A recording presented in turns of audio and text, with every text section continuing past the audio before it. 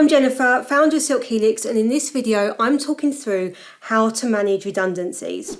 Redundancies are never a nice place to be and never something that we want to be doing, but sometimes they are necessary. In this video I'm going to talk through the process for managing individual consultation for redundancy. Now this means that we're really talking redundancies where you're making less than 20 people redundant, in any establishment. Anything over that and you would be looking at needing collective consultation, a different process, so I'd recommend taking specific advice on that. In this video we're really talking about those small businesses where you're making 1 or 2 people redundant, either because you're closing down an area you no longer need a particular job title, or because you're looking at reducing the number of people, and the way that we consult on that will be pretty much the same regardless situation. There'll be some extras going in there if we've got a lot of people doing the same job and we're reducing down numbers as opposed to closing down the department. Redundancy should always be a last resort. As an employer, your responsibility is to try and find ways to avoid redundancies and try and look for other ways of cutting costs before you get to a redundancy situation. If you have a look at some of my other videos, things around performance management, cutting costs without cutting people, there are some hints and tips in there on how you can improve situations before you get to the point of redundancies. And sometimes it's not really a redundancy we're needing, but actually it's a performance issue. Somebody's not been performing. And quite often I find that when we are talking to people about redundancies, we've got to a stage of needing that because earlier on, things like performance, efficiencies, these haven't been solved, these problems. So we've now got to a situation where we've had to get to redundancies. So ideally, try and solve these things way before they get there. Look to save costs, look to improve performance, reduce absence, all of those things that can help you avoid redundancies. But if you've got to this place and redundancies are absolutely necessary, and sometimes they are, economic climate can mean that businesses have to make some really tough decisions and some really quick decisions. So this is what you need to do if you find yourself in that situation. Firstly, as I say, look for alternatives, look for ways to avoid redundancies. But if you've done all that, if you've looked for everything and found that actually this really does look like a redundancy situation, it looks like the only option for the business, you need to then be talking to the individuals involved. And ideally, you'll have spoken to them before this. Ideally, they'll be aware of the business situation. You may well have spoken to them about ways that you can improve business, got their ideas and their support, all of these things that you can do. But we've got to redundancies. We need to do individual consultation, and that consultation must be meaningful. That means that we're looking in this process to find alternatives, looking still at ways to avoid redundancies, but facing the prospects that we might not be able to. So at this stage, we need to inform and consult all those that are affected. We can do that by a group meeting, and if there's a number of people affected, it's worth doing a group meeting first because it means that the same message gets out to everybody. So go out there and tell everybody in one go, then start having your individual meetings. There's no prescribed statutory process, but really for consultation to be meaningful, you'd expect to be doing at least 2 meetings with people. Firstly, informing them of redundancies, informing them of why they've been selected. If we are reducing the number, so let's say we've got a sales team of 5 and we want to reduce that down to 3, we would need to use a selection matrix. So we would need to look at, well, what is it that we need to keep in the business? What skills, what experience, what knowledge? And then scoring people against that in order to decide objectively who is going to remain in their roles and who isn't, who's therefore going to be made redundant. And remember, it's a role that's made redundant, not an individual. And sometimes, yes, we have to choose the individuals that fit into those roles, which is where that selection matrix comes in. In other situations, you may find that what you're saying is actually we're going to outsource this department. Be careful if you're outsourcing that it's not a TUPE situation, which is where their employment would transfer to the outsourced supplier. I'll cover that in detail in another video at some point, but be careful that it is a genuine redundancy situation. It's worth taking advice on that, particularly when the economic climate is tough, because you're more likely to find people bringing tribunal claims because they're not going to easily walk into other employment. So we need to meet with people, we need to be really clear with them why they've been selected for redundancy. Why is that role being made redundant, or why is it that out of the 5 people and the 3 they're keeping, this person is in the 2 that is not going to be kept?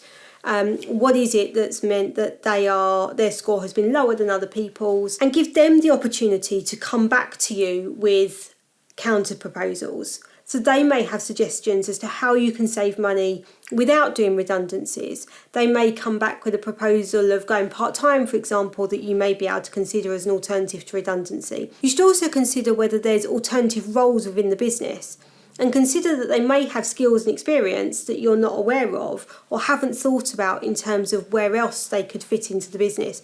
These are all things that need to be discussed during that consultation process. And that's why 2 meetings are really important, because that gives you that chance to let them know what's happening, and then for them to go away, think about it, and come back with potential alternatives, things that they can suggest as alternatives to redundancies and ways that they could stay within the business. We do need to make sure that all of this is followed up in writing, so make sure we've got note takers at these meetings, make sure that we write to them confirming what's been said, what they've said, what we've looked into between meetings, that all of this process is thoroughly documented.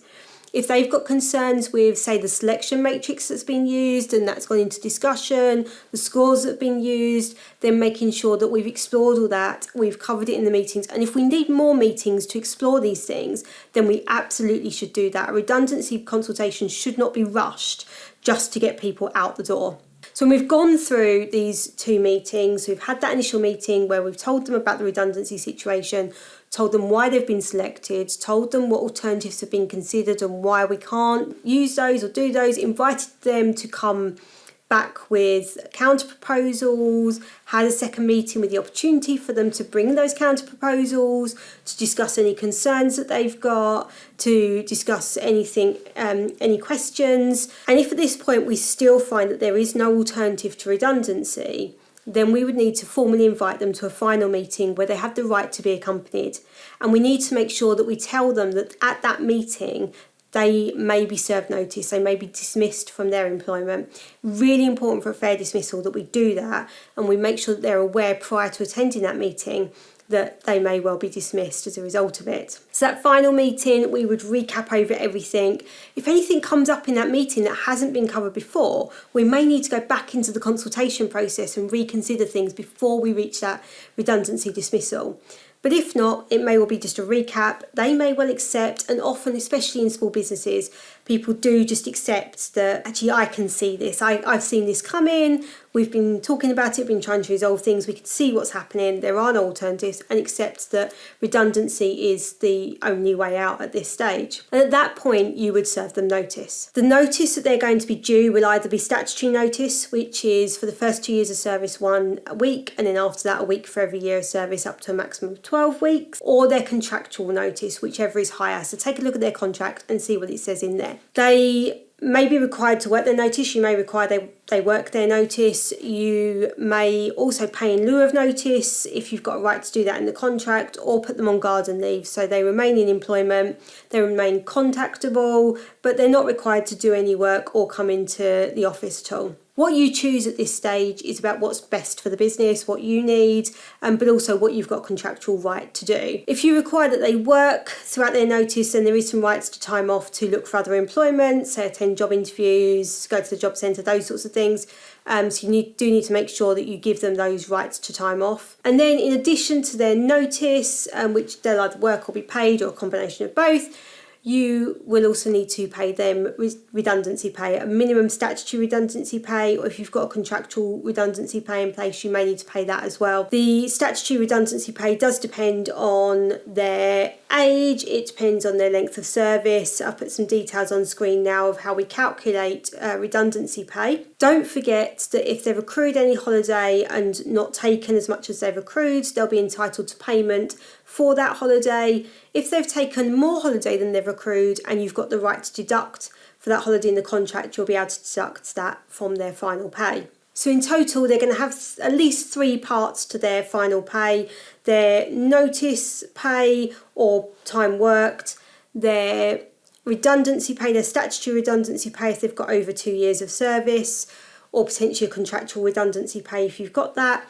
and potentially payment for holiday that they've accrued but not taken. When dismissing for redundancy, you should always give the right of appeal. It does mean that if there is likely to be an issue, if it's likely to go to an employment tribunal, you're going to find out about it quickly because they're going to raise an appeal before they take it to ACAS for early conciliation. So it just gives you an early heads up that something's going on, but also a chance to reconsider. And that should be dealt with by someone more senior in the business who can overturn the redundancy decision if that's needed. So that is a brief overview of how we manage redundancies. As I say, that only applies where there's less than 20. Any more than that, you've got to go into collective consultation.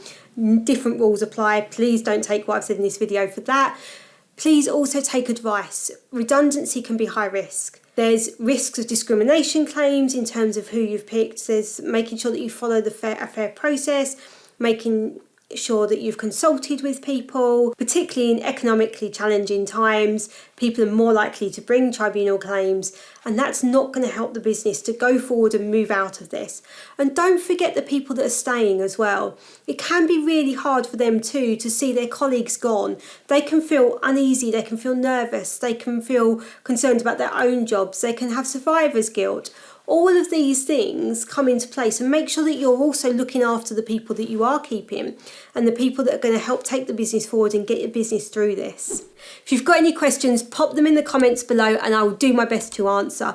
Now, I do appreciate with redundancies, some of those things are confidential, so I've also put a link in the description to a free advice call. If you're a business and you're looking like you might need to make redundancies and you want to find out about the right process, make sure you're doing the right thing, book a call, 30 minutes, completely free and no obligation, and we can chat through your situation with you and give advice specific to your situation.